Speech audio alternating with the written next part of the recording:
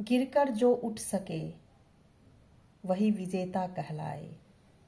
अपने आंसू से जो सींचे सपने वही जीवन में फूल खिलाए।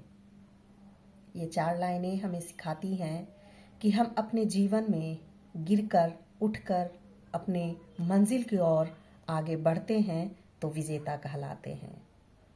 राह में आए तकलीफ़ें, आंसू पोंछ कर अपने उद्देश्यों को, अपने कार्यों की ओर आगे बढ़ते हैं तो जीवन में फूल ही खिलाते हैं।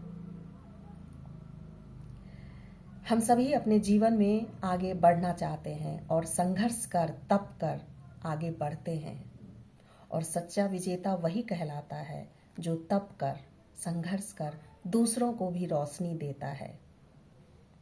कहने का मतलब हम सभी अपने जीवन में अपने लिए तो लड़ते ही हैं, अपने संघर्ष से आगे बढ़ते हैं, लेकिन जो हमारे साथ हैं, पीछे रह जाते हैं, उसको भी साथ लेकर चलने की जो हिम्मत रखता है, उसे आगे बढ़ाने की हिम्मत रखता है, असली विजेता तो वही कहलाता है। जैसे दिया खुद जलता है लेकिन रोशनी तो पथिक को देता है वो।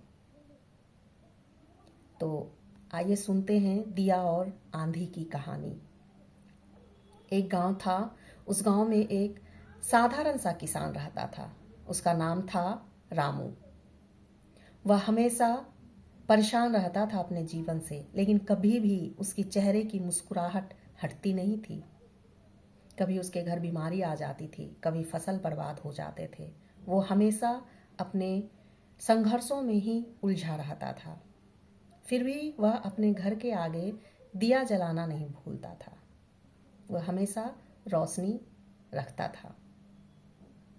एक बार वहीं के व्यक्ति उनसे पूछते हैं कि रामू बताओ, तुम्हारे जीवन में कितनी परेशानी है, कितनी कठिनाई है, फिर भी तुम दिया जलाने डेली रात में नहीं भूलते हो, जलाते हो।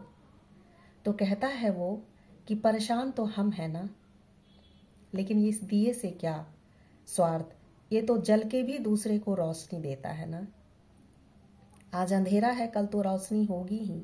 ये दिए मैं अपने लिए नहीं, वो आते जाते पथिक के लिए रखता हूँ, जो रोशनी में अपना रास्ता ढूंढ सके। उनके जवाब से वो व्यक्ति आश्चर्यचकित हो गया और उनके बातों को सुनकर कहता है कि तुम्हारे जैसा तो व्यक्ति होना चाहिए।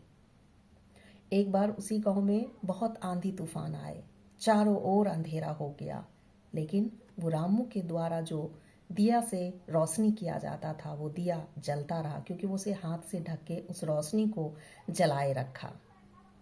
और उस रात उसी रोशनी से बहुत सारे यात्री अपने रास्ता को ढूंढ पाए, अपने मंजिल को पहुंच पाए, अपने घर को ढूंढ पाए। दूसरे दिन जब सुबह हुआ तो सभी ने उससे कहा कि रामू, ये दिया कल की रात बहुत ही रोशनी में हम लोगों को रास्ता दिखाया, बहुत काम आया। आज मैं समझ गया कि तुम दूसरों के लिए भी जीते हो, दूसरों को भी रोशनी देना चाहते हो। ये दिया इस बात का प्रतीक है, तुम संघर्ष से तो खुद तप रहे हो, लेकिन दूसरे को कभी अंधेरा में नहीं रखना चाहोगे, उसे रोशनी ही देना चाहोगे।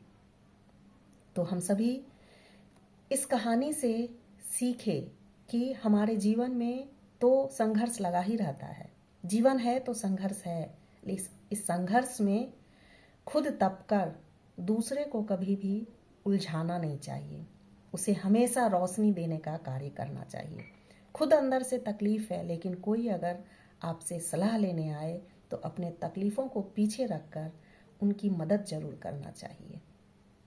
ओम शांति।